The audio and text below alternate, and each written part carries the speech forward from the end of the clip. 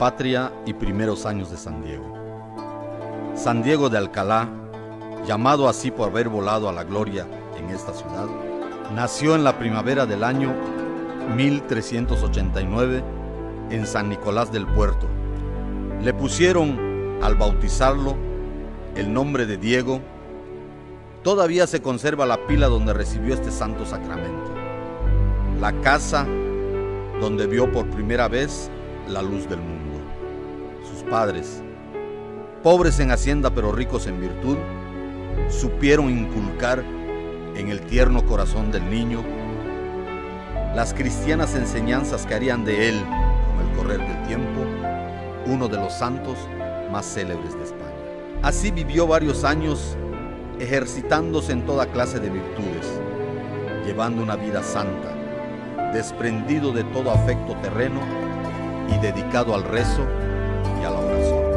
Se distinguió notablemente por su humildad, recibiendo con alegría cuanto le pudiese hacer despreciable a los ojos de los hombres. Por fin, inspirado en el Espíritu Santo, determinó hacerse religioso de la orden del seráfico Padre San Francisco de Asís.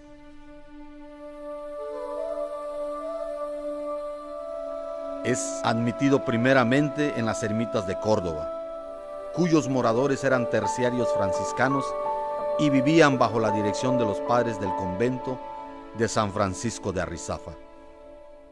Estaba contento con ser terciario franciscano, pero anhelaba más: vestir la librea de la primera orden, cosa que realizó con gran gozo de su alma en dicho convento de Arizafa.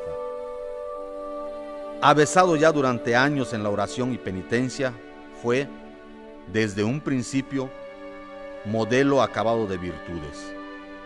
Practicaba la obediencia, considerando a los religiosos que lo rodeaban como si fueran superiores suyos, y aceptando los deseos de los superiores como preceptos emanados del mismo Dios.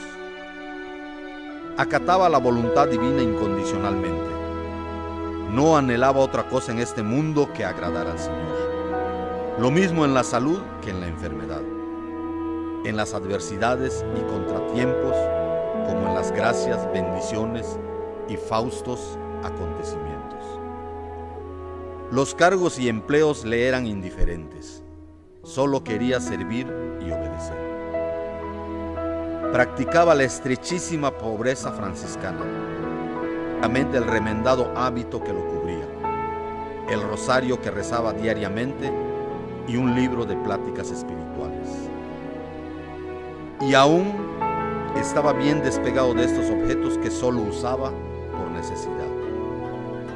Como era tan devoto de la Santa Cruz, es tradición que labró aquí, a cincel, una cruz en una de las columnas del pórtico de la iglesia para que la veneraran los fieles devotos que visitasen aquel lugar.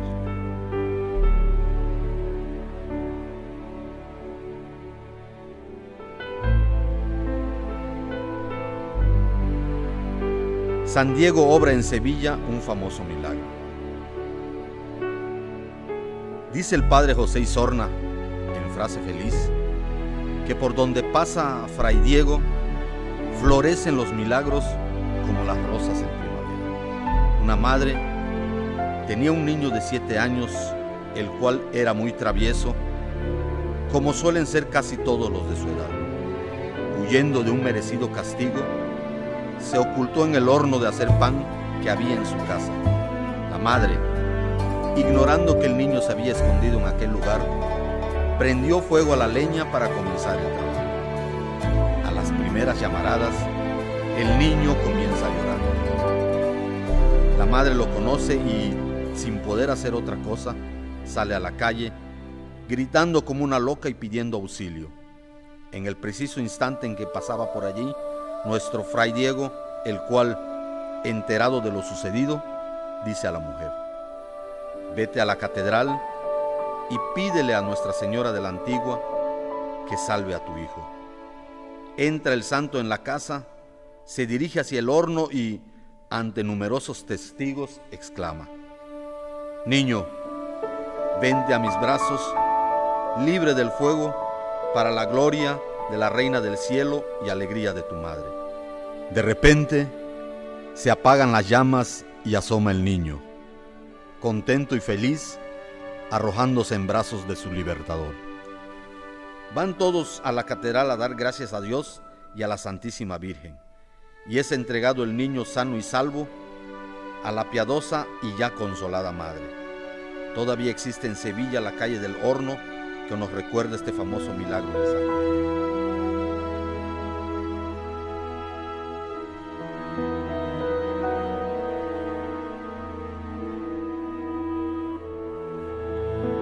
Confianza en Dios y otras grandes virtudes de San Diego. El padre Esteban de Sanlúcar necesitó hacer un viaje a Sanlúcar de Barrameda y lo acompañó Fray Diego. Salieron muy temprano de Sevilla y a mediodía llegaron al pueblo de los Palacios, donde, no sabemos por qué, no se alimentaron lo suficiente. Muy pronto sufrieron las consecuencias, pues se sintieron desfallecer. Sobre todo, el padre Esteban se encontraba muy agotado, sin fuerzas para acabar la jornada. Fray Diego lo animaba diciéndole: «Ea, padre, confiemos en el Señor, pues Él mismo nos ha de alimentar». En efecto, de allí a poco, vieron al borde del camino un mantel con pan, pescado, vino y frutas, y, no divisando a persona alguna por todo aquel contorno, exclamaron: «Bien podemos comer». Vieron y dieron gracias a Dios, que así les permitía llegar felizmente a Sanlúcar. Para alcanzar San Diego la divina misericordia, practicaba las más grandes penitencias. Se sabe que más de una vez se arrojó a un estanque helado para apagar los incendios de la concupiscencia. Solía llevar consigo una cruz de palo para tener siempre presente el recuerdo de la pasión de nuestro Señor Jesucristo. Se disciplinaba, ayunaba y rezaba por las benditas almas del purgatorio, en especial cuando sabía que alguien había muerto sin recibir los últimos sacramentos. Entonces redoblaba los sufragios por aquella alma.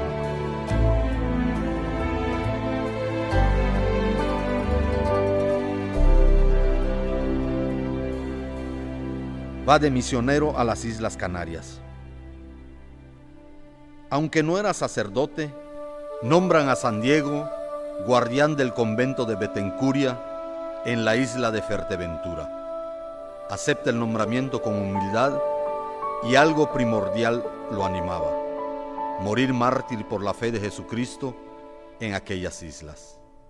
Podemos imaginar con qué celo trabajaría para ganar almas para Dios, pues en muy poco tiempo abrazaron gozosos aquellos naturales la verdadera religión. Para que no pudieran imputarle a él la falta de alguno de sus súbditos, Dios obró un milagro.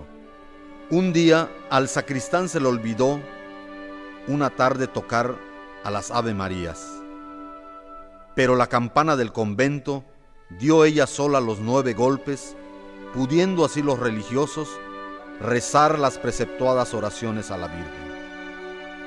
Se acercó un día a comer dátiles de una palmera y se hizo daño en la dentadura con uno de los huesos. Para que a otros no sucediera lo mismo, pidió al Señor que aquella palmera diera en adelante dátiles sin hueso. Así sucedió y se conservó esta palmera en la huerta del convento de Betancuria hasta el siglo XVIII, siendo causa de muchas conversiones.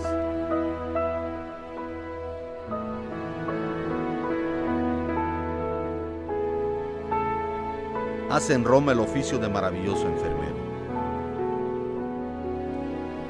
El Papa Nicolás V publicó un jubileo general para el año santo de 1450, y en la fiesta de Pentecostés se proponía canonizar a San Bernardino de Siena, el apóstol del nombre de Jesús.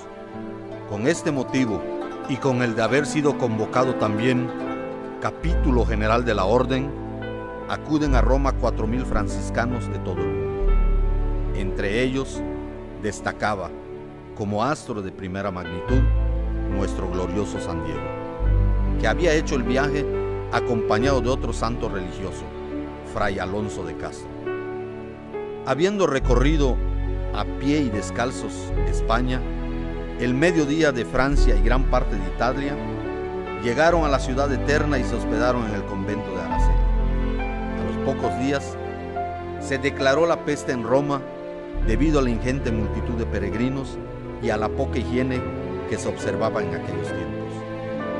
Uno de los primeros contagiados fue su compañero Fray Alonso, el cual atendió Fray Diego con el máximo esmero. También cuidaba de otros enfermos con mucha caridad. Por cierto, por lo que sus superiores fijaron sus miradas en el humilde andaluz y le dieron el cargo de enfermero mayor. Los apestados aumentaban cada día, pero también se pudo comprobar que los alimentos y medicinas se multiplicaban prodigiosamente. Cosa tanto más extraña cuanto que no solo en Roma, sino en el propio convento escaseaban. Su compasión hacia los miembros dolientes del cuerpo de Cristo llegó hasta el heroísmo. Cierto día lo sorprendieron mientras besaba las llagas de un enfermo de lepra. Él, para disimular, dijo: así es como se cura esta enfermedad. Aquel leproso sanó, como tantos otros enfermos, que debieron la salud a su atención y oraciones.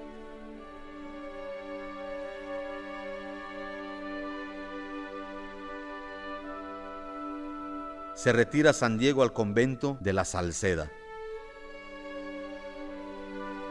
Ejerció allí el oficio de hortelano, procurando con gran esmero que la huerta produjera toda clase de plantas y hortalizas para consumo de la comunidad, cuidando sobre todo de los semilleros de primavera. Pero los conejos del monte entraban en la huerta y solían estropearlos y comérselos, hasta que un día los sorprendió y, en vez de huir, se quedaron quietos, mirando a San Diego y como esperando una reprimenda. El santo hortelano les pegaba cariñosamente con el cordón mientras les decía: ya os escarmentaré yo, glotones, para que no destruyáis las pobres hortalizas de que se alimentan mis hermanos, los siervos del Señor.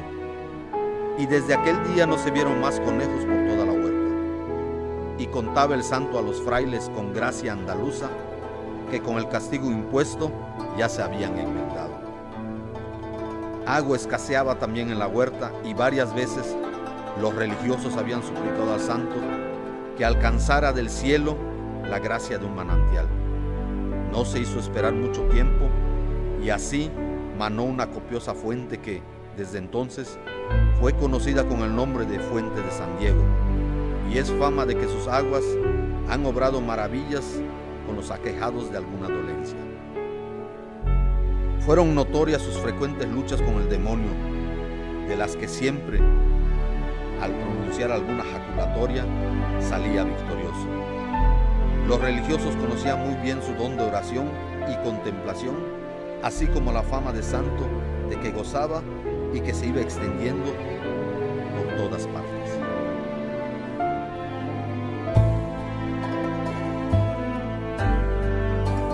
Vive sus últimos años en Alcalá de Henares. El año de 1456 llega San Diego al convento de Santa María de Jesús en Alcalá de Henares. Para que el santo pudiera dedicarse tranquilamente al trato íntimo con Dios, mandó erigir en la huerta una capilla dedicada a Nuestra Señora. Allí se le vio muchas veces levantado en los aires, todo arrebatado y absorto en las cosas celestiales. Ejerció primero el oficio de hortelano. Las palomas, gorriones y otras aves ariscas venían con toda naturalidad a comer en sus manos los granos que les ofrecía. En este convento dejó, al morir, y duró hasta la exclaustración de 1835, una parra que se llamó Parra de San Diego, cuyos frutos, al ser comidos con devoción, obraron muchos milagros. Luego fue portero del convento, practicó grandemente la caridad con los necesitados. Es muy conocido el milagro de las rosas. Le había prohibido el superior que diera excesivas limosnas a los pobres ya que iba en detrimento de las necesidades de la comunidad. Un día de invierno se encontró con Fray Diego, que iba camino a la portería, ocultando algo en la falda del hábito. Al acercarse a besar la mano del padre guardián, éste le pregunta: ¿qué bulto es ese que lleva tan guardado en el hábito? Son rosas, padre guardián, contestó Fray Diego, desenvolviendo el hábito y mostrando varios ramos de frescas rosas. El superior, interpretando el milagro, le dijo: bien, querido Fray Diego, poned esas flores a los pies de la Virgen Inmaculada. Y desde aquella hora le permitió diera a los pobres cuantas limosnas quisiera.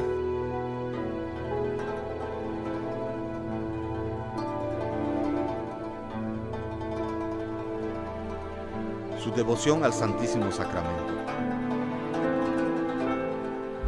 Sentía grandísima devoción al Santísimo Sacramento. Diariamente servía cuantas misas le era posible.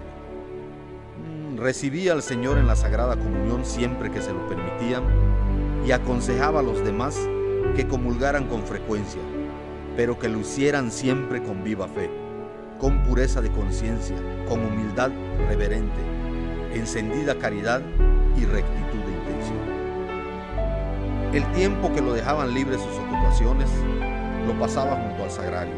Allí adoraba a Jesús sacramentado, unas veces postrado en tierra, otras con los brazos en cruz.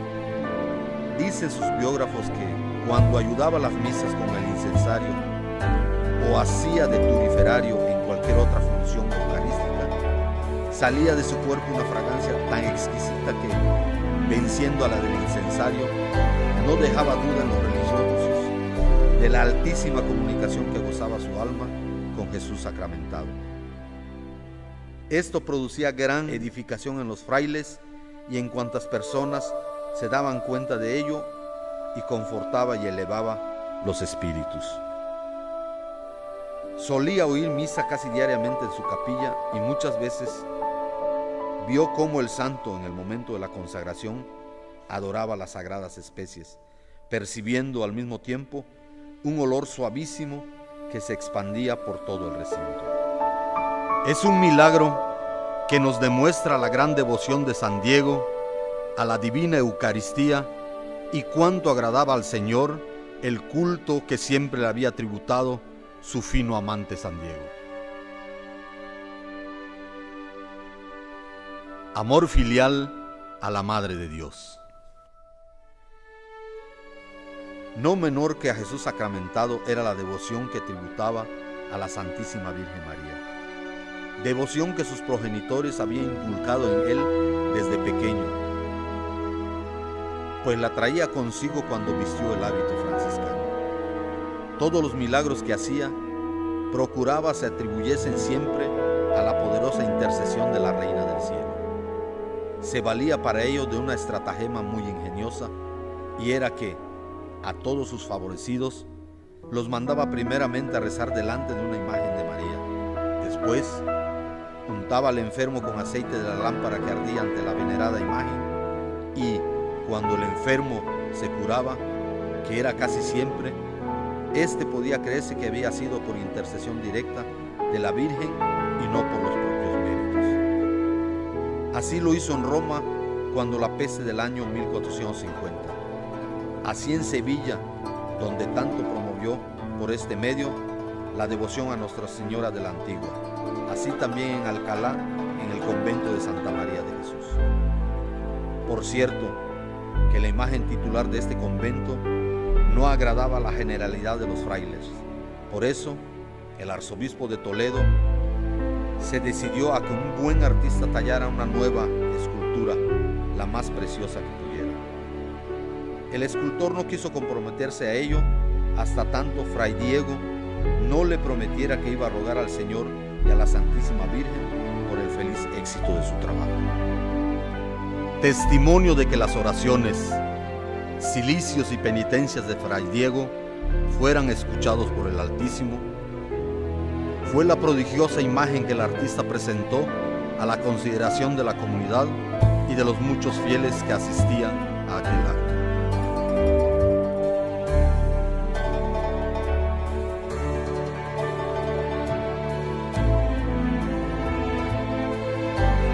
gloriosa muerte de San Diego.